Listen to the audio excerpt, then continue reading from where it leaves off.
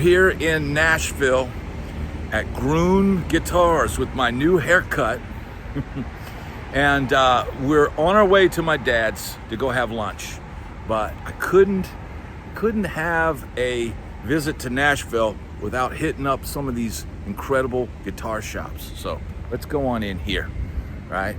Haven't been in here. I did a Gruhn video on my channel a while back, and we're gonna go in here and take a look at some guitars. What do you think? All right, so we go in.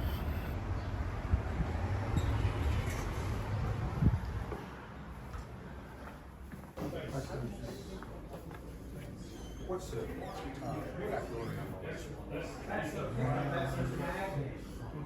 that's the magnet that we use. Is cobalt.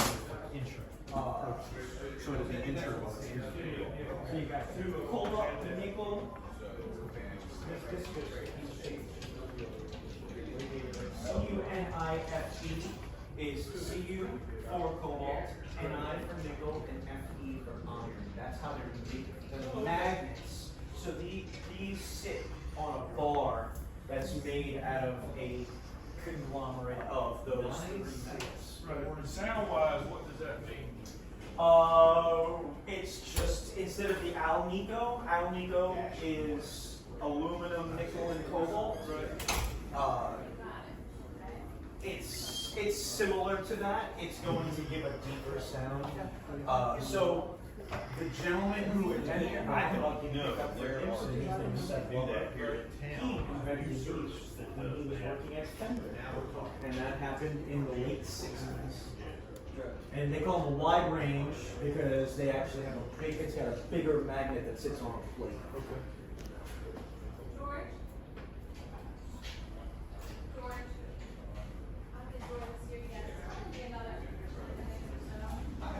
I'm a big fan of wide range. We have that one. We got to send it back. Otherwise, they're redoing, they're building us another one. So. Oh, yeah, why would they not be? Yeah, but I wouldn't expect it.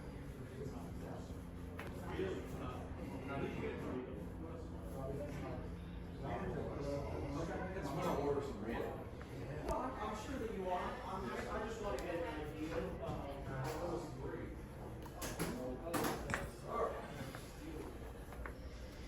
You know the exact number? Yeah.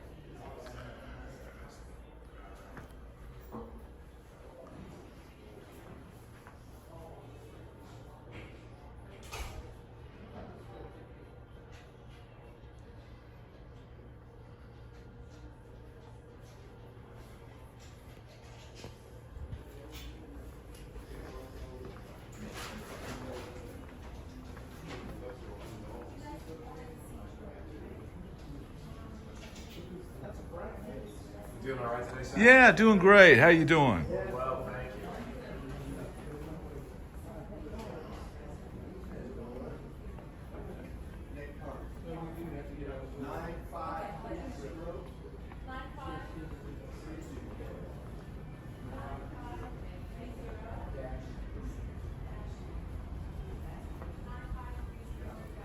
And what is that one? It is It's a Granada. I can't tell at the moment if it was PB or RB or TB or what it was. It's a Granada.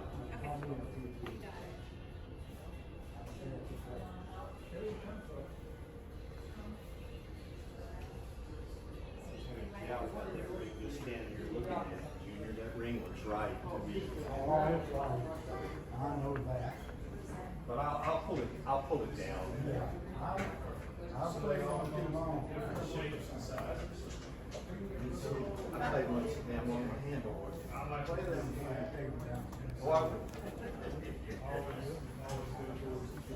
I took that to the end. It's okay.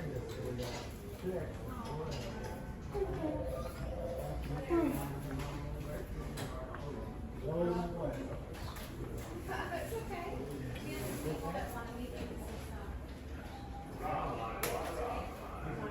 This is Monica.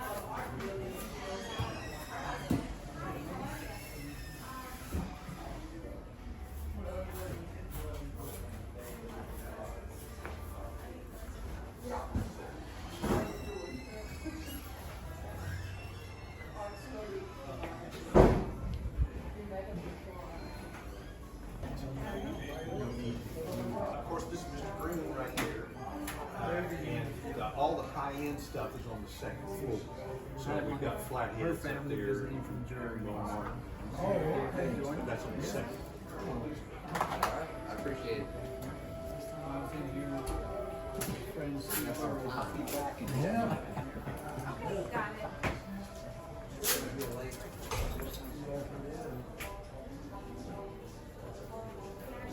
Got it. What's going on?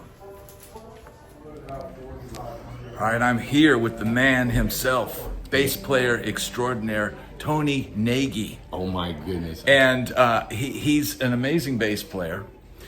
And he also works here at Gruhn Guitars. And so if you need your stuff done right, if you need your instruments adjusted, if you need things fixed, he's the guy to come to and begin. Well, I'll tell you what, I've got like 7 guys upstairs who are some of the most world-class repair guys that there are, and plus it's a cool place to come see. It's absolutely amazing, and I'm so glad I ran into him because I'm only in town for 2 days. I'm not trying to see anybody except my dad. Yeah. And man, I'm so glad that I ran Well, I'm into glad you. too. I get to see it's Mr. Brad. I mean, Thanks so much, brother. It's great to see you again, great and to see you, buddy. best to you, brother. You bet. Thank you. We're having a little sushi feast with Pops here. There's Lisa and Mia. Got a little sushi lunch, and look at the salmon shirashi bowl. This is Sapporo in Madison. So Because it's raw, I think. Good And you're a little stuff. bit older, Yeah. I'll let you have it. yeah, but yeah, getting to have a You want to family use yourself? lunch. We used to do this. We used to come to this place all the time. I want you to send a message to P-Funk, Pops. Let him eat it, honey. Hey, Brad, look at your son. I'm not. But let him finish filming.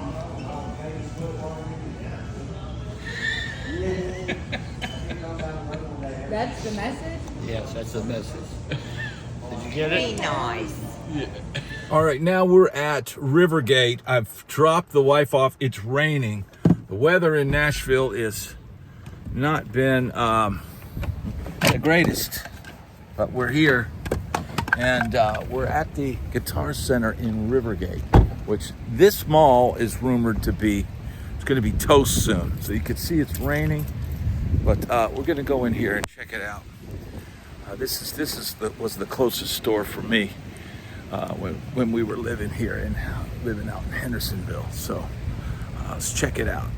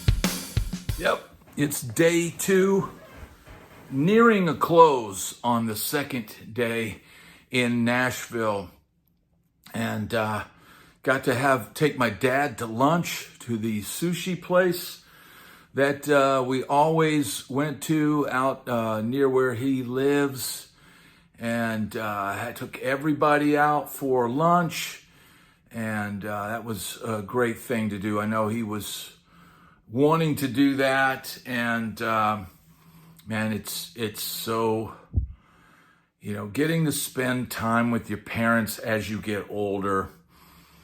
You realize we're all on borrowed time, right?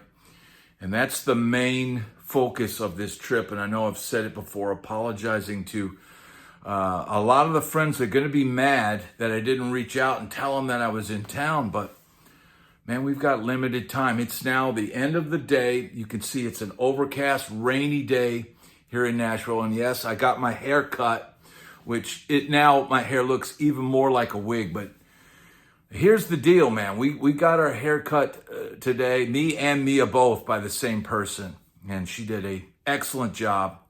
And I didn't get to go to my usual, person because she's doing Bonnaroo right now, cutting hair at Bonnaroo.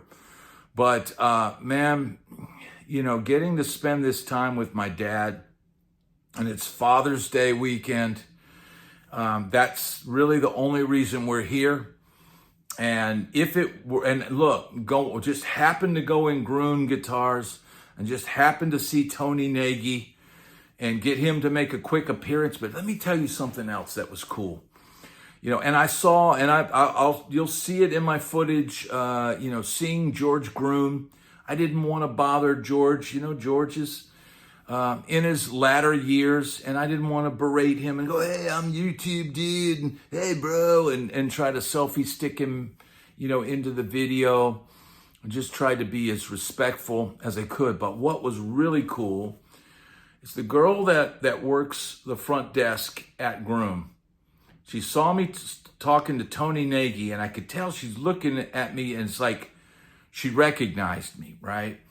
And as I was getting ready to leave Gruhn, she said, I really enjoyed your videos. And I said, wow, really? And she's like, yeah. And, I was like, well, would you want to, go on camera? And she says, no, I'm not ready to do that. I said, I understand, but I said, just curious, which videos did you like? Because I'm always curious, to see, and she didn't strike me as necessarily maybe a guitar player, although maybe she is, but she said she was really liked the videos I did on the drink spiking epidemic in Nashville. And, she really liked that I was, telling this story because she's got nieces that are at that age where they're going out and they're whooping it up in clubs and bars, and that people need to hear this. She says, I was really thankful that you were getting the message out. And I said, you're here. I said, I'm not in Nashville anymore, but are you hearing that this kind of stuff is still going on? And she's like, yeah, it seems like maybe it's less, but yeah, I said, you still have to be careful. And I talked about how somebody that watches my channel, that's a member of the channel, had said one of his friends had been robbed of their guitar and their pedals, in Lower Broadway. And I said, even though I'm not in Nashville anymore, I still feel a part of the Nashville community. I still have a lot of friends here. I still feel like at any moment I could find myself doing something back in Nashville. All it would take would be a phone call and, the right number. And I could come up and play a few gigs or do a record or something like that. But my heart is still here in Nashville. And I still, if the right situation came up, I could crash on my dad's couch and I could, play a few gigs. But it's really hard with my family and my young daughter the way it is, and my wife's work situation, that I need to be there for them.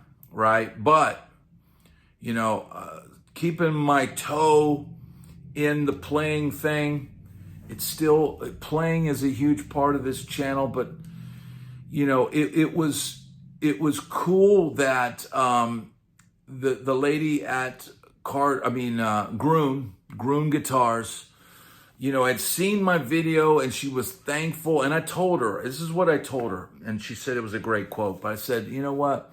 I'm hoping that my few videos, you know, shining a light on the drink situation in Nashville, hoping that would make, like, turning on the light switch and the cockroaches scatter. Hopefully by bringing that to light, it can improve Nashville. And even though I don't live here anymore, like I said, man, I want it to be a safe place for all musicians, whether I'm here or not.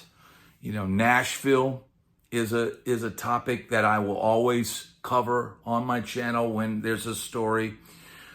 Anything in the guitar world or the classic rock world, and I cover these different stories because it's pertinent to the people that watch my channel. Now I'm going to get up here because this is an impromptu video, and I'm going to get a caffeinated beverage because it's late in the day. I left my half of a Red Bull in the rental car. As you can see, I don't know if you can read that, but that's the BMI.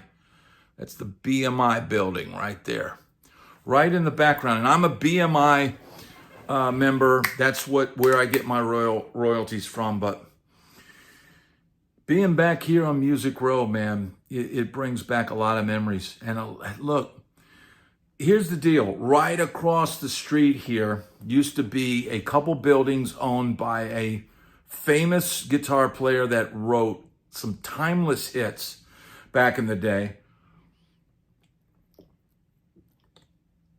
And I used to have an office. I had worked with another guy and done a startup record label. We had a studio down in the basement, and we were producing artists and trying to, the early days of the internet, trying to get the music up on sale and all of that, man, in the early days of the internet when MP3 files weren't even a thing yet. We were trying to figure out how to get our music up online and sell the CD, you know, and we were early part of that, you know, and I've covered some of these things on the channel, but those two buildings are long since gone. And most of what is Music Row was all these old houses. The old houses, a lot of them have been torn down. Some of the studios torn down, and it's like somebody's Roy Vogt, who's a great bass player in town. It says Condo Row now. It's not Music Row. So everything has changed. Everything will continue to change.